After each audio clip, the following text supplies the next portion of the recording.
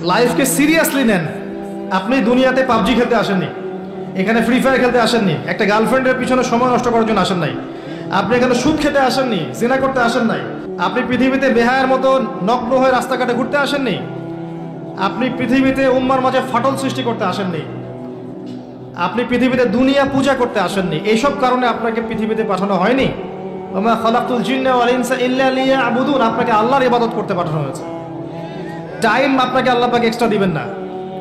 যতটুকু লেখা আছে আপনার লাউহে মাহফুজে, একটা দিন বাড়বে না, একটা দিন কমবে না। আপনি জানেন না আজকে লাস্ট দিন কিনা, আপনি জানেন না আজকে লাস্ট দিন কিনা। আপনি চাইলেও, যদি আজকে লাস্ট দিন হয়ে থাকে, আপনি চাইলেও আরেকদিন বেশি বাঁচতে পারবেন না। অতএব আল্লাহর হয়ে যান। আল্লাহ থেকে এসেছি, আল্লাহে চলে যাব। আল্লাহ সৃষ্টি করেছেন আমাদেরকে, ওখান থেকে এসেছি, আবার আল্লাহর দিকে কি হবে, ফিরে যাব।